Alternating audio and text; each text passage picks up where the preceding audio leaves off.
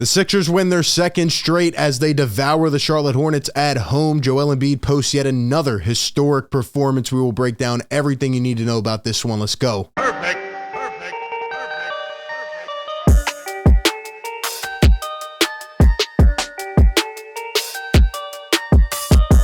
What is going on, everybody? Welcome into Philly Take with RB. You know what to do. Hit that like button, subscribe to the show, and ring the bell so you don't miss any of the upcoming content. We break it all down every single day for Sixer Nation. Today we are back, and it has been a long day, right? A lot of football going on, and then the Sixers jump right in there on a 6 p.m. Sunday game against the Hornets, one that you probably would expect to be a sleeper, and it was for the most part.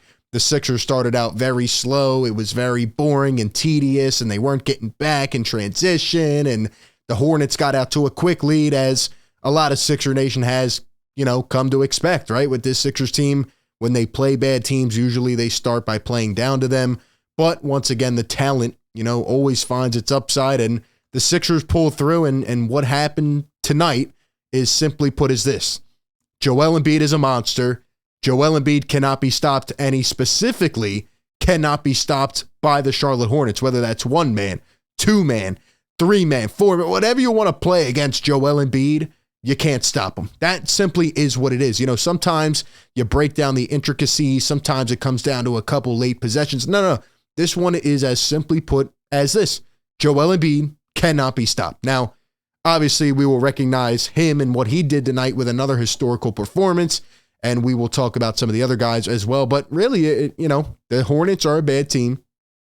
And the Sixers are one of those mid-tier teams right now trying to find their rhythm and trying to become more consistent so that they can get, back into that contention and, prove to everybody that they are serious this year.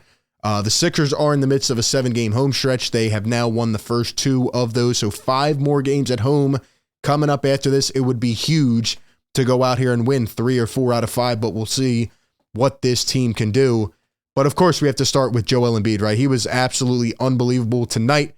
This man right here, look at that look, man. You just know. You just know he was going to go off here today, and it's been a really good day for Philly fans. But seeing this right here, Joel Embiid, 53 points, 12 rebounds, 3 assists, 62% from the field.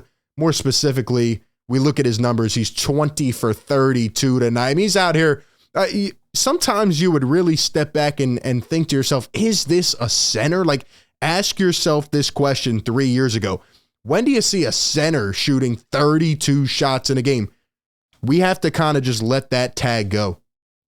We have to kind of let that stereotype and what we usually would consider a center go. Joel Embiid has completely changed the game for what centers are. I mean, this guy puts the ball on the floor, he's spinning, he's Euroing, he's just shimmying, whatever it is. All right, late in the game, he gets subbed out after his 53 points, and he's dancing on the bench to Lil Uzi. I mean, the guy is just amazing, man. He's incredible. He knew what he had to do. He started off slow in this game, but once he got going, all right, no offense to Mason Plumlee, he has no business stopping Joel Embiid. They started to double. They started to triple in the second quarter. They triple teamed Joel Embiid starting in the second quarter. And for the rest of the game, they could not stop him. He got better, and he got better, and he got better. There seems to be a common point in a Sixers game when Joel Embiid wakes up and says, oh, wait, I'm Joel Embiid. I can dominate everybody on the floor. And that's just what happened. Nobody else was contributing on this team except Joel and James early on. They had the first 15 points. Nobody did anything. I'm seeing Tyrese Maxey over there sitting on the bench looking like he just wishes so much that he could be on the court, and I can't wait till he comes back. But everybody else was just kind of sleepwalking at first. They ended up picking up. Tobias had 17, Melton had 12. But once again, this was the night where you are the better team, you have the stars, and the Hornets just can't keep up, right? The Hornets have a lot of young athletic players. Like I said last time we played them, it seemed like they were on a trajectory at one point to be good, but they're not good. They're not good, and a couple of their guys are in trouble. And honestly, my other takeaway this game, other than Joel Embiid, is the Sixers need to go inquire about Kelly Oubre Jr. at the deadline. I mean, what did he have tonight? He was one of the only 2 bright spots. Him and Rozier had 29 apiece. He can knock down some shots for you, and he's more athletic, and I know he's not shooting too well from deep on the year, but man, he was out there hitting some big shots tonight. Maybe you could look into him at the trade deadline. Terry Rozier gets paid too much. He would not be an option. But yeah, keep your eyes out for Oubre because I don't think he's going to stay with this team, who's just honestly probably going to end up tanking very, very soon. But yeah, Joel Embiid, let's talk about what he did tonight. It was the Embiid show. Joel Embiid became the fastest player tonight in NBA history to reach 130 point, 10 rebound games. And Prez here on Twitter says, we're witnessing a once-in-a-generation player play for our city. In addition to that, he becomes the first player this season with multiple 50-point games. And how about one more for the road? Per Sixer Stats on Twitter, Joel Embiid joins Hall of Famer and former Sixer Wilt Chamberlain as the only Sixer in franchise history with at least 30 games of 40 points and 10 rebounds. And this was, in the fourth quarter, they said Embiid had 41 and 11 with 7 minutes remaining. He came out with a couple minutes to go. It's funny to me because all of the weirdos out there, the idiots that try to pin things on Joel Embiid, right? They talk about, oh, Joel is this, Joel is that. It's just come so hilarious to me that like people really don't appreciate this. People don't appreciate that he's a once in a generation type of player, not just in Philly, but in the league. What Joel Embiid is doing right now is unbelievable. It's never been seen. He is the most or one of the most skilled, talented centers of all time. He is changing the dynamic of the center position. He can go out there and shoot the ball 32 times and put it on the floor and step back from three. He almost posterized about 8 guys tonight, hit the front rim a couple times, but just seeing him play, like we need to really appreciate this and not take it for granted. People out there want to trade Joel. People out there get mad when we lose a game and they blame him. It's crazy, man. This guy puts it on the line every single night. He puts it on the line every single night. Sometimes he does take a few possessions off on defense. You know why? Because he's got to shoot the ball 30 times. He's gassed. It's just crazy to me, man. And, I hope Joel Embiid gets the team around him to try to contend because, man, it is special watching him play. I don't care what anybody says. He is unreal, and he needs to be appreciated every single time he does this. Or earlier in the year when he puts up a career-high 59. Like, he just does things that are, you sit back and watch and say, wow, this is absolutely unreal. So hopefully people can appreciate that. Other than Joel Embiid, it was the Embiid show tonight.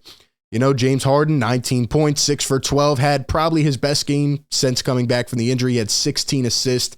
Thought he was diming up his guys pretty well, and I thought he was setting up some open teammates. Had a couple nice looks to PJ Tucker, who could not knock any of them down. Melton hit a couple nice shots. Montrezl Harrell came in the game, and I thought this was one interesting thing to bring up from this game, because, again, there's not much to really talk about, but Paul Reed only played 2 minutes. So Paul Reed had a bad game or two, and is this now saying from Doc Rivers that we're going to change it up and bring Trez in? It's so funny to me. Trez Harrell doesn't play for about 5 games, really, and he comes in and every possession he's trying to rip the rim off. I just love his energy. You can talk about his play all you want. You can talk about how bad he's been. This guy's energy is out of the roof. It is amazing. He is screaming up to the second deck. He is barking. He gets hit like a football player. He's down holding his head. He gets up and he's roaring. I love it. I love it, man. I love that energy. And hopefully he can become a more consistent player for this team. Don't know if he can.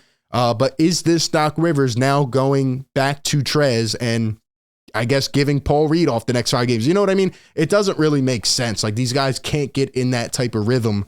So we'll see what happens. Thibault played 13 minutes, didn't really do too much.